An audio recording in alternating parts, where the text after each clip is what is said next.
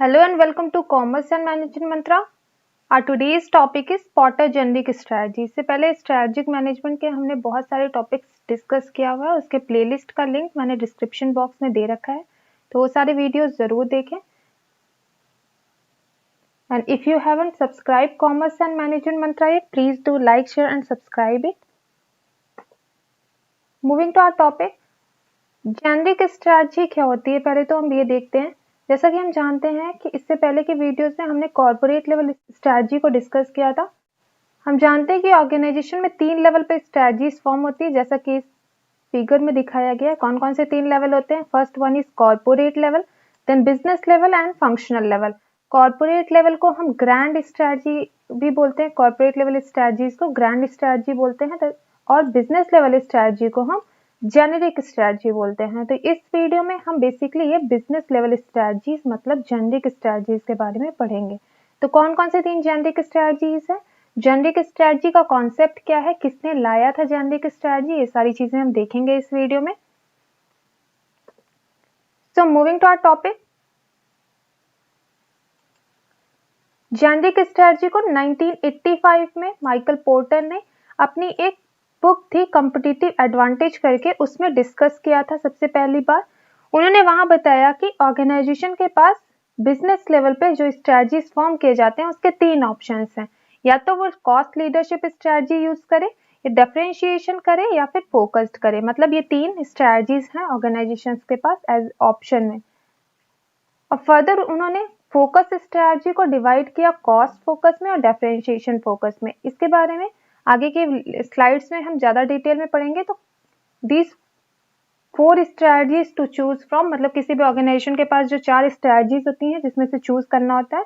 Overall यही 4 हैं: cost leadership, differentiation, cost focus and differentiation focus. ये थर्ड और फोर्थ जो है ये मिलके एक बनाता है जो कि फोकस्ड स्ट्रैटेजी कहलाती है.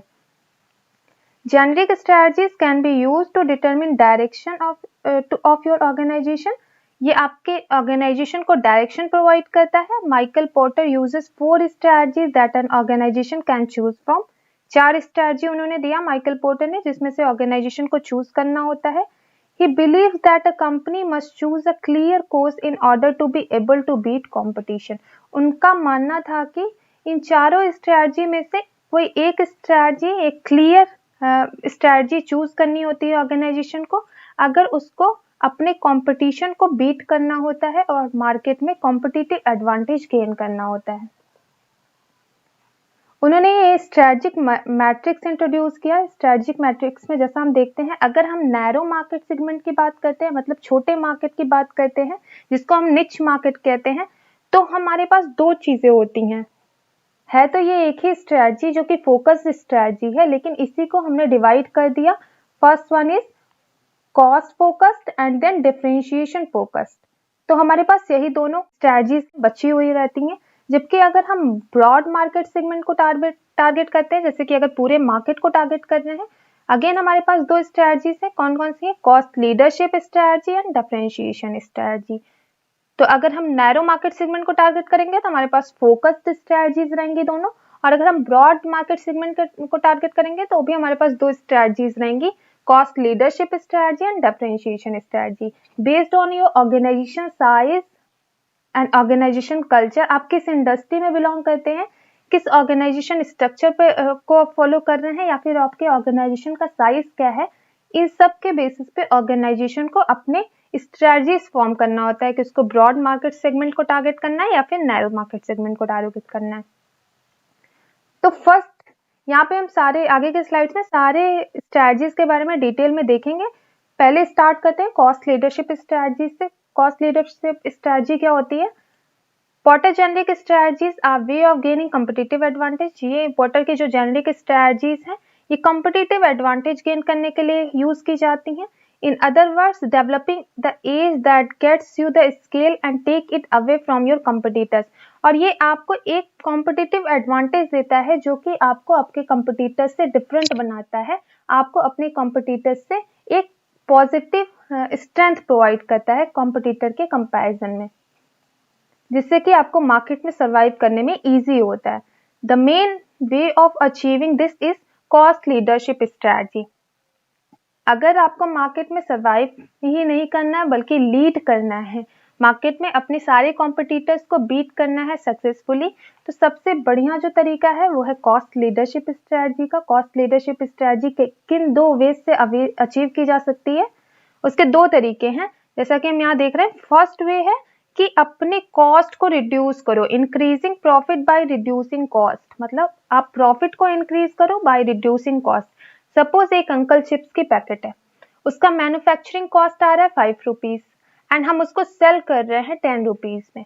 तो यहाँ पे अगर हम उसका मैन्युफैक्चरिंग कॉस्ट कम करते हैं, उसको 3 रुपीज में लाते हैं और सेल कर रहे हैं उसी प्राइस में, मतलब 10 रुपीज पे सेल कर रहे हैं, इस कंडीशन में क्या होता है कि हमारा प्रॉफिट मार्जिन ज्यादा हो रहा है। पहले जो प्रॉफिट मार्जिन हमारा 5 रुपए होता था, मतलब 10 माइनस 5 जो 5 रुपए होता था, वो आज हमारा प्रॉफिट मार्जिन 7 रुपीज हो रहा है, 10 माइनस 3, क्योंकि हमारा कॉस्ट 3 रुपीज अकर हो रहा है सिर्फ। सेकेंड वे है कि अपने मार्केट के शेयर को बढ़ाना बाय लोअरिंग प्राइस, मतलब आप अपने प्रोडक्ट की प्राइस थोड़ा लो करते हैं अपने कंपटीटर से और पूरे मार्केट को पेनिट्रेट कर लेते हैं, पूरे मार्केट को कैप्चर कर लेते हैं, जिससे कि आपके मार्केट शेयर्स बहुत ज्यादा हो जाते हैं। जैसे कि यही अंकल चिप्स का मैं एग्जांपल कैरी फॉरवर्ड करती हूँ कि यही अंकल चिप्स है, वो 10 रुपीज का पैकेट बिक रहा है, वो अगर 9 रुपीज या 8 रुपीज में ला के उसको सेल कर रहे हैं। इस कंडीशन में क्या है कि अगर कोई भी, if any customer will think about purchasing a chips packet, they will definitely choose that companies product, उस कंपनी के प्रोडक्ट को वो ज्यादा प्रेफरेंस देंगे जिनका प्राइस कम है। मतलब इस तरीके से आपके मार्केट शेयर बढ़ेंगे, तो मार्केट शेयर बढ़ेंगे, जाहिर सी बात है आपकी प्रोडक्टिविटी बढ़ेगी और प्रॉफिटेबिलिटी बढ़ेगी। तो 2 तरीके हैं, फर्स्ट वन इज कॉस्ट को कम करना, दूसरा तरीका है कि अपने मार्केट शेयर को ज्यादा करना बाय लोअरिंग प्राइस को लो करना। यहाँ पे कॉस्ट और प्राइस के बीच में डिफरेंस तो सबको क्लियर ही होना चाहिए कि कॉस्ट वो होता है जो एक मैन्युफैक्चरर बियर करता है उस प्रोडक्ट को बनाने में, जबकि प्राइस वो होता है जो कि मैन्युफैक्चरर चार्ज करता है अपने प्रोडक्ट्स को कस्टमर को बेचने के लिए। मतलब कस्टमर जिस प्राइस पे मैन्युफैक्चरर या फिर डिस्ट्रीब्यूटर से खरीद रहा है वो होता है प्राइस। तो प्राइस और कॉस्ट का ये चीज है। अब प्राइस और कॉस्ट के बीच की जो चीज होती है वो प्रॉफिट मार्जिन कहलाती है, उसका जो डिफरेंस रहता है। पूरे किसी भी ऑर्गेनाइजेशन का एम ये होता है कि प्रॉफिट मार्जिन को मैक्सिमम से मैक्सिमम रखे। You therefore need to be confident that you can achieve and maintain the number 1 position after choosing cost leadership route. अगर आप cost leadership route यूज कर रहे हैं, ये स्ट्रेटजी को यूज कर रहे हो, आपका मेन एम होना चाहिए कि आप उस इंडस्ट्री के लीडर बने, मतलब आप नंबर 1 पोजीशन पे रहें, आपके कंपटीटर्स आपसे आगे ना रहें। Companies that are successful in achieving cost leadership strategies usually have, जो भी कंपनीज हैं जो कॉस्ट लीडरशिप स्ट्रेटजीज को सक्सेसफुली इंप्लीमेंट की हैं, उनकी क्या क्या कैरेक्टरिस्टिक्स हैं वो देखते हैं। Assess the capital needed to invest in technology that will bring cost down, मतलब आप एज ए कंपनी ऐसे कैपिटल प्रोजेक्ट्स में अपने कैपिटल को लगाएं जो कि आपके टेक्नोलॉजी को अपडेट करे, जिससे कि आपका कॉस्ट कटिंग प्रोसेस इजी हो सके, आपका कॉस्ट कम हो सके। जाहिर सी बात है अगर आपके कंपनी हाई टेक्नोलॉजी को अडॉप्ट करती है तो आपके लेबर्स का जो चार्जेस होगा, जो वेज होगा, उनकी जो सैलरीज होंगी वो कट डाउन होंगी, जिससे कि हमारा ओवरऑल जो कॉस्ट होगा वो मिनिमम आएगा। Second one is very efficient logistics. जब हम इफिशियंट लॉजिस्टिक्स की बात करते हैं तो हम 6 सिग्मा की बात करते हैं, जो कि हम आगे के वीडियोस में देखेंगे। 6 सिग्मा बहुत ही इंपॉर्टेंट टॉपिक है, सारे एग्जाम्स में लगभग पूछ ही लिया जाता है। तो 6 सिग्मा की बात करते हैं। 6 सिग्मा सर्टिफिकेट उन कंपनीज को दिया जाता है जो 99% एक्यूरेट होती हैं। फर्स्ट कंपनी जिसको दिया गया था वो टोयोटा है, जो कि जापानीज कंपनी है। उनका जो लॉजिस्टिक होता है, लॉजिस्टिक का यहाँ से क्या मतलब है कि रॉ मटेरियल को फाइनल प्रोडक्ट तक पहुंचाने के बीच के जितने भी प्रोसेस हैं सारे लॉजिस्टिक्स मैकेनिज्म के अंदर आते हैं। वो लॉजिस्टिक या फिर वो मैकेनिज्म जितना ज्यादा इफिशिएंट होगा, आपका प्रोडक्ट उतना ही ज्यादा डिफेक्टिव नहीं होगा, डिफेक्ट फ्री होगा, उतना ही ज्यादा इफिशिएंट होगा। तो हमको इफिशियंसी पे ध्यान देना है। सेकेंड वन, हमको टेक्नोलॉजी अपडेट करना है। थर्ड देखते हैं, low cost based labour material facilities and the way of sustainably cutting cost below those of other competitors. आप अपने कॉस्ट को कम करें। किस कॉस्ट को कम करें, जो लेबर्स को वेजेस दे रहे हैं उसमें कट करें, या फिर मटेरियल्स के कॉस्ट को कम करें, या जो फैसिलिटीज आप प्रोवाइड कर रहे हैं उसमें कॉस्ट कटिंग करें। ओवरऑल एम क्या है कि हमको कॉस्ट को कम करना है, जिससे कि हम कॉम्पिटिटर्स के कंपैरिजन में एक कॉम्पिटिटिव एडवांटेज गेन कर सकें। कॉस्ट कटिंग का सबसे बेस्ट एग्जांपल मैं बताती हूँ मैकडोनल्ड का। मैकडोनल्ड कभी भी स्किल्ड एम्प्लॉयज को ज़्यादा हायर नहीं करते हैं, उनके जो वैकेंसीज निकलती हैं वो फ्रेशर्स के लिए ज़्यादा निकलती हैं, क्योंकि अगर वो स्किल्ड को हायर करते हैं, if they suppose they have to pay $50 for skilled employees, तो वो स्किल को ना प्रीफर करके फ्रेशर को प्रीफर करते हैं और $10 में ही अपना काम करा लेते हैं। तो यहाँ पे उन्होंने लेबर के वेज को कम करके बेसिकली कॉस्ट कटिंग की है, जिसकी वजह से उनके प्रोडक्ट्स चीप कॉस्ट पे मार्केट में अवेलेबल हैं, इन वेराइटी बहुत सारी वेराइटीज में अवेलेबल है। तो कॉस्ट लीडरशिप का एक एग्जांपल मैकडोनल्ड भी है, इसके बाकी एग्जांपल्स भी हम आगे के स्लाइड में देखेंगे। The greater risk in pursuing cost leadership strategy is that these sources of cost reduction are not unique to you and that other competitors can copy your cost reduction strategies. सबसे बड़ा drawback इस strategy को follow करने का ये है कि ये कॉस्ट लीडरशिप स्ट्रैटेजी जो है ये कोई यूनिक वे नहीं देता है आपको। Cost cutting is common for all companies, सारी कंपनीज के लिए कॉमन है। अगर आप अपनी कॉस्ट कटिंग करके प्रॉफिट को इंक्रीज कर सकते हैं और कॉस्ट लीडरशिप स्ट्रैटेजी का इफेक्टिव यूज कर सकते हैं, तो आपके कंपटीटर्स भी कर सकते हैं। There is nothing unique that you are implementing your organization, कुछ यूनिक नहीं है that can easily be copy and paste, उसको कॉपी किया जा सकता है। This is why it is important to continuously find ways of reducing every cost. One successful ways of doing this is Japanese Kaizen philosophy of continuous improvement. तो सबसे जो effective way माना जाता है, जो सबसे अच्छा तरीका माना जाता है, इसका ये है कि अपने कॉस्ट को कॉन्टिन्यूअस बेसिस पे रिड्यूस करते रहो, उसको कट करते रहो। और ये कैसे पॉसिबल है, अगर हम जापानीज का एक वर्ड है काइजन, जो कि बहुत अच्छा वर्ड है, इसको डेली लाइफ में भी इम्प्लीमेंट करना चाहिए। काइजन का मतलब होता है कॉन्टिन्यूअस इम्प्रूवमेंट। अगर आप अपनी कंपनी में, अपने ऑर्गेनाइजेशन में कॉन्टिन्यूअस इम्प्रूवमेंट लाते रहेंगे, तो जाहिर सी बात है जो आप इफिशिएंट लॉजिस्टिक्स को गेन कर सकते हैं जल्द ही। और जब इफिशिएंट लॉजिस्टिक होगा आपका, तो आपके कॉस्ट अपने आप ही कम आएंगे, आपका कॉस्ट रिडक्शन काम करेगा वहां पे। एग्जाम्पल्स देख लेते हैं। मैकडोनल्ड का एग्जाम्पल मैंने पहले ही दे दिया है कि ये अनस्किल्ड एम्प्लॉयज को हायर करके, क्योंकि इनके जो प्रोडक्ट्स होते हैं काफी चीप होते हैं, तो ऐसे अनस्किल्ड एम्प्लॉयज को हायर करके अपने वेज की कटिंग करते हैं। वेज कट करने से कॉस्ट कम अकर होता है, जिसकी वजह से ये मार्केट में बहुत अच्छी तरीके से सस्टेन कर रहे हैं। सस्टेन क्या, even they are one of market leader in fast food sector. हमारा सेकेंड एग्जाम्पल जो कि बहुत ही अवेयर एग्जाम्पल है, दैट इज रिलायंस जियो। जब रिलायंस जियो 2016 में आया, विद इन 1 ईयर इसने 95% कंट्री को कैप्चर कर लिया। 95% of Indian market captured by Reliance Jio. People started using 4G network, 4G network का यूज करने लगे। ऐसा नहीं है उन्होंने अपनी कॉस्ट को हाई रखा, बल्कि उन्होंने बहुत ही मिनिमल कॉस्ट लगाना स्टार्ट किया। पहले तो उन्होंने 0 प्राइस पे देना स्टार्ट किया, फ्री में। उसके बाद उन्होंने बहुत ही कम पैसे लेना स्टार्ट किया, जो कि बाकी कंपनीज के कंपैरिजन में बहुत ही कम था, बहुत ही चीप था। तो इस तरीके से रिलायंस जियो ने कॉस्ट लीडरशिप स्ट्रेटजी का सक्सेसफुल इम्प्लीमेंटेशन किया है।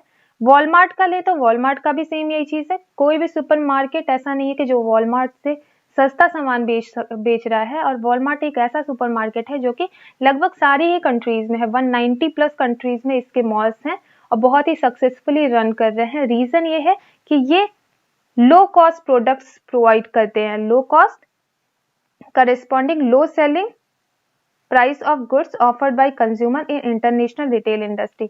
मतलब इनका जो एम ये है कि आप कॉस्ट को लो करें जितना ज्यादा हो सके, और जिससे कि आप अपने सेल्स को मैक्सिमाइज कर सकें, सेल्स को इफिशिएंट बना सकें। Second strategy is differentiation strategy. Differentiation का सिंपल सा मतलब ये है कि मेकिंग योर प्रोडक्ट यूनिक, अपने प्रोडक्ट को कॉम्पिटिटर्स से यूनिक बनाना, डिफरेंट बनाना या फिर अट्रैक्टिव बनाना, जिससे कि कस्टमर्स आपके प्रोडक्ट की तरफ अट्रैक्ट हो। यहाँ पे कॉस्ट की कोई बात नहीं की गई है, कॉस्ट को कम करने की बात नहीं की गई। कॉस्ट आप कितना भी चार्ज करें, but it just matter to you that your product must be differentiated from your competitors. आपके competitors से आपका product differentiate करना चाहिए, differ करना चाहिए, uniqueness होना चाहिए आपके product में। uniqueness लाने के लिए successful differentiation strategy को implement करने के लिए कौन कौन से तरीके हैं? फर्स्ट, रिसर्च एंड डेवलपमेंट करना। आप जितना ज्यादा से ज्यादा R&D में एक्सपेंडिचर करेंगे, उतना उसमें खर्च करेंगे, उतना ही ज्यादा आप इनोवेशन को फॉस्टर करेंगे।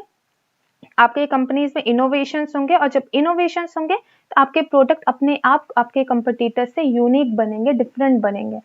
The ability to deliver high quality product and services, आपकी एबिलिटी जो कि हाई क्वालिटी प्रोडक्ट सर्विसेज को प्रोड्यूस करने की है या फिर उसको अवेल कराने की है। तो जब हम डिफरेंशिएशन स्ट्रेटजी की बात करते हैं तो हम यहाँ पे कॉस्ट की बात नहीं कर रहे हैं, बल्कि हम यहाँ पे यूनिकनेस की बात कर रहे हैं, हम यहाँ पे क्वालिटी की बात कर रहे हैं। ये बेसिकली उन लोग के लिए है जो ज्यादा क्वालिटी कॉन्शियस है या फिर जो प्रीमियम सेक्टर से बिलोंग करते हैं। Effective sales and marketing so that market understand the benefit offered by differentiated offering. सिर्फ डिफरेंशिएशन स्ट्रेटजी यूज कर लेना इनफ नहीं है। आपका प्रोडक्ट यूनिक है, क्या इतना ही इनफ है? No, it's not enough. आपको प्रॉपर एडवर्टाइजमेंट भी करना होगा। आप जब तक आप एडवर्टाइजमेंट में एक्सपेंडिचर नहीं करेंगे, आप एडवर्टाइजमेंट फोकस नहीं करेंगे, how will customer know benefit of your product? आपका कस्टमर आपके प्रोडक्ट के यूनिकनेस को, क्वालिटी को समझ ही नहीं पाएगा। तो आपने अगर डिफरेंशिएशन स्ट्रेटजी यूज की है तो मेक श्योर कि आपका एडवर्टाइजमेंट सेक्टर भी उतना ही इफेक्टिव हो, जिससे कि कस्टमर्स आपके प्रोडक्ट के बारे में इफिशिएंटली अंडरस्टैंड कर पाए, उसको समझ पाए, जिससे कि उनका ट्रस्ट लेवल, बिलीफ सिस्टम आपके ब्रांड के लिए बन पाए। कुछ एग्जांपल्स मैं देती हूँ डिफरेंशिएशन स्ट्रेटजी के। जैसे नाइकी जो फिलिप नाइट की कंपनी है, नाइकी का मेन जो पर्पस है, ये डिफरेंशिएटेड कैसे, शू मेकिंग की बहुत सारी कंपनीज हैं, लेकिन जब नाइकी आया तो उन्होंने, फिलिप नाइट ने देखा कि जो एथलीट्स के प्लेयर हैं वो बहुत ही हैवी शूज कैरी कर रहे हैं। हैवी शूज की वजह से उनकी इफिशिएंसी लो हो रही है, जिसको ध्यान में रखते हुए उन्होंने लाइट वेट शूज की मैन्युफैक्चरिंग की बात की। पहले तो वो यूएस से इंपोर्ट करते थे और उसके बाद जाके उन्होंने अपनी ही कंपनी खोल दी जो कि नाइकी करके फेमस हो गया। तो फिलिप नाइट की भी बहुत अच्छी स्टोरी है, मैं कभी होगा तो डिस्कस करूंगी केस स्टडी नाइकी की। And second example is Walt Disney. Disney का भी बहुत अच्छा एग्जाम्पल है डिफरेंशिएशन स्ट्रेटजी को इम्प्लीमेंट करने के लिए। इन्होंने सिर्फ एंटरटेनमेंट सेक्टर को ऐसे ही नहीं फॉलो किया, बल्कि इन्होंने एक एक कैरेक्टर को यूनिक वे में रिप्रेजेंट किया है। हर एक कार्टून कैरेक्टर को यूनिक वे में रिप्रेजेंट किया है, जो कि इनकी ब्रांड इमेज को दिखाता है। तो इन्होंने एंटरटेनमेंट इंडस्ट्री को यूनिकनेस दी है। हमारा जो थर्ड टाइप का स्ट्रेटजी है दैट इज फोकस स्ट्रेटजी। इसी के अंदर हमारी फोर्थ स्ट्रेटजी भी आएगी। बेसिकली होता क्या है कि फोकस स्ट्रेटजी को डिवाइड किया जाता है दो पार्ट में। कौन कौन से दो पार्ट्स हैं? Cost focused and differentiation focused. Companies that use focus strategies concentrate on particular niche market. जब भी कोई कंपनी फोकस स्ट्रेटजी यूज करती है तो वो निच मार्केट को टारगेट करती है। निच मतलब फॉर वेरी स्पेसिफिक सेगमेंट, किसी मार्केट के स्पेसिफिक सेगमेंट को टारगेट करे। जैसे कि सपोज आपने लेफ्टी के लिए कुछ बना लिया, मोस्टली लोग राइट हैंड यूज करते हैं अपना काम करने के लिए, लेकिन अगर आपने ऐसी कोई कंपनी बनाया और लेफ्टी करके एक कंपनी है भी मार्केट में जो कि लेफ्ट हैंड यूजर्स के लिए सीजर्स वगैरह प्रोवाइड करती है, क्योंकि जब हम सीजर यूज करते हैं तो हम राइट हैंड से करते हैं, वो नहीं हो पाता है, राइट हैंड से ही हो पाता है। अगर हम लेफ्टी हैं तो हम नहीं यूज कर सकते। तो लेफ्टी करके एक कंपनी ही आई जो कि बहुत ही नैरो सेगमेंट को टारगेट कर रही है। सिर्फ लेफ्ट, मोस्टली सिर्फ 10% of this world population is lefty, left hand से अपना काम करते हैं सिर्फ 10% पॉपुलेशन। तो लेफ्टी जो कंपनी है उसका टारगेट भी सिर्फ 10% कस्टमर्स ही हैं। तो इस तरीके से डिफरेंशिएशन लाना साथ में निच मार्केट में, तो वो होगा differentiation focus strategy. Because they serve competitors in their market uniquely well. यहाँ पे फोकस स्ट्रेटजी में आपके पहली बात तो कस्टमर्स बहुत ही स्पेसिफिक हैं, बहुत ही निच मार्केट के हैं, साथ ही आप उनको प्रोवाइड कर रहे हो यूनिक सर्विसेज, जिसकी वजह से आपके प्रोडक्ट्स यूनिकली रिप्रेजेंट हो रहे हैं। They tend to build strong brand loyalty among their customers. ये आपके कस्टमर्स की ब्रांड लॉयल्टी बहुत ही इफिशिएंटली बाहर लाती है। आपके कस्टमर आपके ब्रांड की तरफ ज्यादा लॉयल रहते हैं क्योंकि आप उन्हीं के लिए ज्यादा प्रोडक्ट बना रहे हो। This makes their particular market segment less attractive to competitors. और यही रीजन है कि जो फोकस्ड मार्केट्स होते हैं, जो निच मार्केट को टारगेट कर रहे हो, वहां पे बड़ी कंपनियां नहीं आती हैं मोस्टली, या तो फिर कोई कंपनी अगर स्टार्ट हो रही है तो वो बेसिकली ब्रॉड सेक्टर को पहले टारगेट करना चाहती है। आप अगर निच मार्केट में अपने आप को लिमिटेड कर देते हो तो आपकी प्रॉफिटेबिलिटी ऐसा परसीव किया जाता है कि कम आता है। तो यहाँ पे कॉम्पिटिटर्स बहुत ज्यादा नहीं होते हैं। तो जैसा कि मैंने बताया, फोकस स्ट्रैटेजी दो तरीके की है, cost focus and differentiation focus. जो मैंने लेफ्टी का एग्जांपल दिया वो डिफरेंशिएशन फोकस का एग्जांपल था। उन्होंने डिफरेंशिएटेड प्रोडक्ट यूज किया, मतलब डिफरेंशिएटेड मतलब यूनिक प्रोडक्ट यूज किया, साथ में ही फोकस्ड मार्केट के लिए, फोकस्ड मतलब निच मार्केट के लिए, सिर्फ लेफ्टी लोगों के लिए। देख लेते हैं cost focus and differentiation focused क्या है। कॉस्ट फोकस का मतलब है the focus the low cost strategy of entering into niche market at a low cost with unique type of product that has a special need among customer in niche market। आप niche market को target कर रहे हो, साथ में आपके product का cost भी कम है। ऐसे सेक्शन में आप कॉस्ट फोकस स्ट्रेटजी यूज कर रहे हैं। Company that follows this strategy compete against cost leaders in the niche market where it has cost advantage। Companies जो कि स्ट्रैटेजी को फॉलो करती हैं वो बेसिकली उनके लिए फॉलो कर रही हैं जो उस सेक्टर में कॉस्ट लीडर है। Suppose you are cost leader in some specific sector, तो जितनी भी कंपनीज इस स्ट्रैटेजी को फॉलो कर रहे हैं अल्टीमेटली वो कॉस्ट लीडर बनना चाह रहे हैं उस निच मार्केट के लिए, तो उनके कॉम्पिटिटर्स कॉस्ट लीडर्स ही रहते हैं। और ये बेसिकली कॉस्ट एडवांटेज, अगर आपके पास कॉस्ट एडवांटेज है, आप कॉस्ट कटिंग में इफिशियंट है, तो ही आप कॉस्ट फोकस स्ट्रैटेजी यूज कर सकते हैं। क्योंकि पहली बात तो आप अपनी प्रॉफिटेबिलिटी में पहले ही सैक्रिफाइस अपने किया है और मार्केट के निच सेगमेंट को टारगेट किया है। उतने निच सेगमेंट को टारगेट करने के बाद अगर आप, क्योंकि आपके मार्केट शेयर्स इतने ज्यादा नहीं होंगे, पहली कंडीशन में मैंने बताया कि आप कॉस्ट को कम करते हो प्रॉफिट को ज्यादा करने के लिए, साथ या तो फिर आप अपने प्राइसेस को थोड़ा कम करते हो जिससे कि मार्केट में कस्टमर्स को अट्रैक्ट कर सको, पूरा मार्केट पेनिट्रेट कर सको। यहाँ पे हमारा मार्केट ही बहुत ज्यादा नहीं है, इसलिए इस कंडीशन में अगर हम कॉस्ट लीडरशिप स्ट्रेटजी यूज कर रहे हैं, we have to make sure कि हमारा कॉस्ट कटिंग इफिशियंट हो, हमारा कॉस्ट कटिंग जितना ज्यादा से ज्यादा हो सकता है उतना हो।